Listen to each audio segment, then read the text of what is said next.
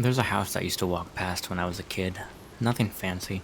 White siding, a porch swing, a little garden that always survived the winters better than it should have. It wasn't a mansion. It wasn't a castle. It was just a home.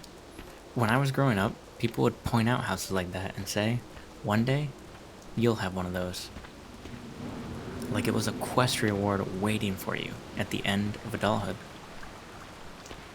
But somewhere along the line, the quest changed. The reward changed. And the house on the hill became something else. Something further away than anyone ever expected. That's where today's story begins. With a simple home and the question of why something so ordinary became the stuff of myth and legend. There was a time in America when buying a home wasn't a privilege. It wasn't a status symbol. It wasn't something you needed a spreadsheet and divine intervention to accomplish. In the 1950s, the average home cost about 2 to 3 times the average annual salary. One job could support a family. One income could make the mortgage payment. Starter homes were everywhere, small, simple, mass-produced by young people beginning life.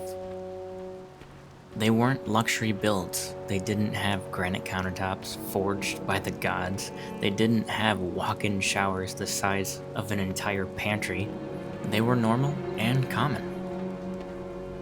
The world was balanced. The starting zone was fair. But then, developers changed the rules. The first major shift was subtle. We stopped building small homes. Not because people didn't want them. Not because families didn't need them, but because big homes meant bigger profit. Builders realized something. If they were going to spend time, land, and labor, they might as well sell the most expensive home possible. So, starter homes quietly vanished from the loot table. From 1980 until now, construction of entry-level homes fell by more than 80%. An entire category of shelter simply evaporated. Imagine for a second if Blizzard removed level 1 through 20 zones and told new players, good luck, you spawn directly into a mythic raid now. That's the modern housing market. Then came the second shift, the arrival of a new type of player. Not families, not couples, not first-time homebuyers, but investors, private equity groups, corporate landowners, cash buyers who don't flinch at a bidding war. In some cities, 1 in every 4 homes is now bought by an investment company instead of a person. To them, a house isn't a dream, it's an asset, a checkbox, a monthly yield. And you can't outbid someone who doesn't need a mortgage. People bring hopes and savings. Investors bring algorithms and capital. Lots of it. It's like showing up to the battleground with a rusty sword, only to find the enemy has a mythic tier gear and no cooldowns. You never stood a chance. So, you rent. You save. You plan. And you try again. But rent rises faster than wages. Every year, the landlord levels up and you don't. The average renter in America is now considered rent burdened, meaning over 30% of their entire income goes to keeping a roof over their head. That isn't stability. That is a treadmill tilted uphill. And here's the cruel twist. You can't save for a house when you spend every month just trying not to drown. Renting used to be step 1. Now it's step forever. Once upon a time, roommates were a phase. Something you did in your 20s while eating leftover pizza and leaving dishes in the sink. Now, roommates are a strategy, a survival mechanic, a shield against the crushing cost of existence. Teachers have roommates. Nurses have roommates. Young parents are moving back home. Grown kids are living with their grandparents. People with full-time jobs share bedrooms. This isn't immaturity, it's flawed math.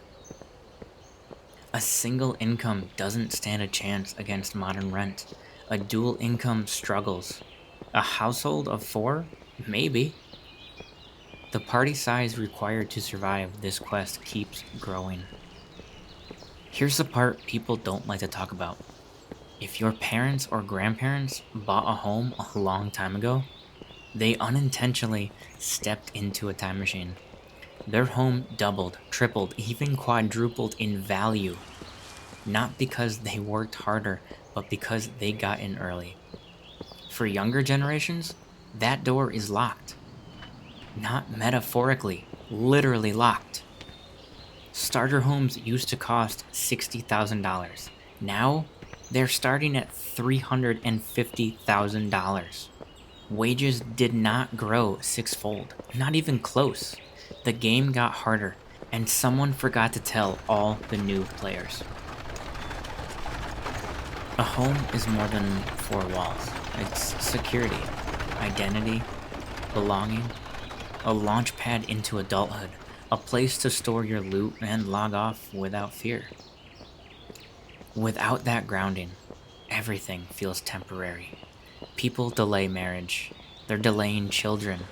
They are delaying their dreams. Floating from rental to rental feels less like living and more like respawning in a new location every year, whether you want to or not. A stable home creates stable people. A shaky home creates shaky futures. And right now, millions feel the ground shifting beneath their feet. But here's the thing about every crisis. It creates the heroes who will eventually fix it. All across the country, new movements are taking shape. Cities building smaller, denser, and smarter housing. Communities pushing back on corporate landlords. States banning predatory bidding practices. Young people forming co-ops and shared equity homes. Builders returning to simpler, more affordable designs. And policies shifting towards the idea that shelter is not merchandise. No single fix will solve the problem, but history shows something important. Impossible systems always crack when enough people refuse to accept them. And this generation, it's not quiet, it's not complacent, and it's not giving up. I drove past that old house recently. The porch swing is still there, the garden still alive, but the price completely out of reach for most people starting out today. That house didn't change. The world around it did. And that's why this story matters. Not because the past was perfect, but because the future doesn't have to be impossible. The housing crisis isn't a personal failure. It's a system failure. One we inherited, and one that we can change. The quest for a home has always been part of the human story. This chapter is harder than it should be right now. But every difficult quest eventually becomes a victory tale. Remember, stay hopeful, stay stubborn, and keep pushing. Even mythic loot drops eventually.